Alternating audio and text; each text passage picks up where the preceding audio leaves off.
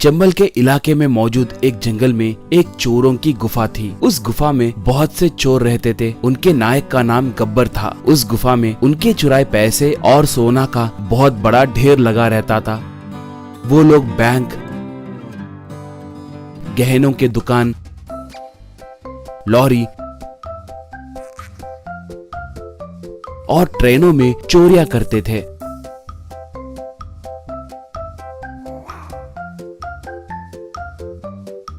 ऐसे चुराए हुए पैसे और सोना लाकर उस गुफा में छिपाते रहते थे। वो चोर लोग उसी गुफा में खाना बनाकर खाते थे।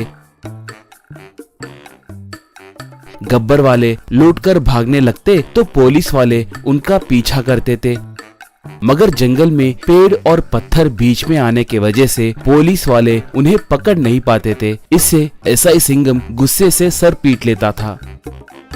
एक बार गब्बर वाले एक गहनों के दुकान को लूटकर भाग रहे थे। तब सिंघम वाले उनका पीछा करने लगे। जंगल में आने के बाद एक चोर घोड़े के ऊपर से गिर गया, मगर गब्बर वाले बचकर निकल गए। वो चोर पुलिस वालों के हाथ लगा।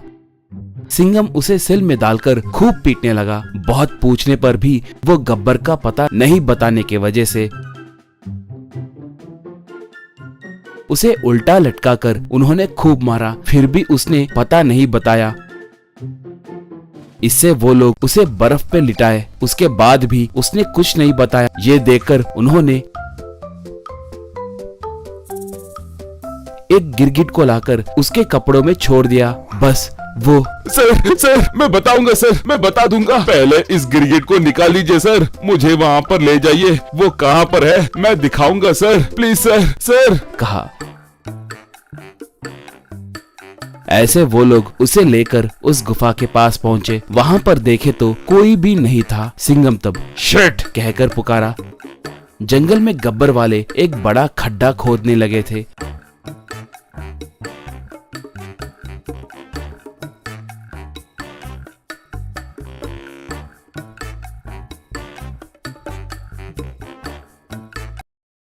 वहाँ पर उनके चुराए हुए सामान सब छिपाकर उसे अच्छे से मिट्टी से ढक दिए। गब्बर तब हमें एक अच्छी सुरक्षित जगह मिलने तक हमें इन पेड़ों के ऊपर ही रहना होगा। थोड़े दिन चोरियां भी बंद करना होगा, कहा एक चोर तब। तो फिर खाने का क्या करे? जैसे तैसे पेड़ों पे सोकर गुजार लेंगे, मगर भूख कैसे मिटेगी, कहा एक और चोर तब।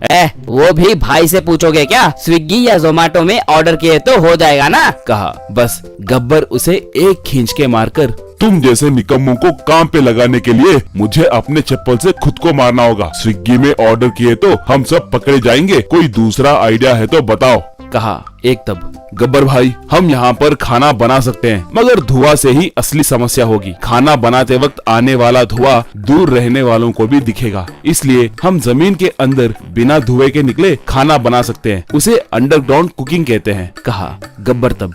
शाबाश, तो फिर तुरंत उस काम पे लग जाओ, कहा। दो चोर जाकर जंगल में घूम रहे बकरियों के झुंड में से एक बकरी को गडरिया के नजर से बचकर उसे चुरा कर लाए।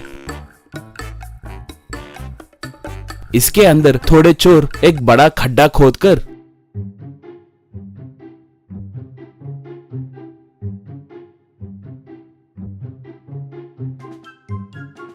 खड्डे में एक चूल्हे को बनाए। उसमें लकड़ियां डालकर अच्छे से आग लगाए।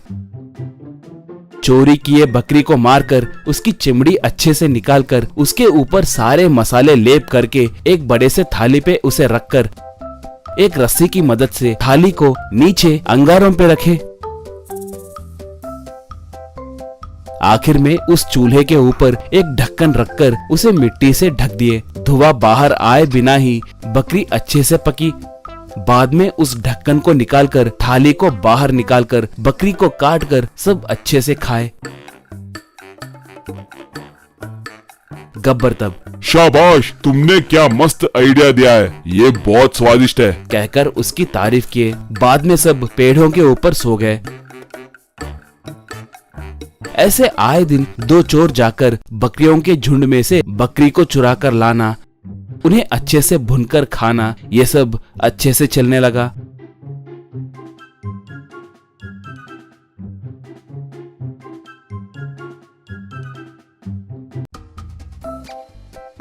एक बार गडरिया बकरियों के झुंड में से बकरियां गायब हो रही है कहकर गौर करके घबरा गया। एक बार वो चोर लोग कौन है कहकर पता करने के लिए पेड़ के नीचे सोए जैसे नाटक करने लगा। तभी दो चोर आकर बकरी को चुराकर ले जाना उसने गौर किया। वो उनका पीछा किया। वो लोग बकरी को मारकर चूल्हे में बकरी को पकाकर खाना।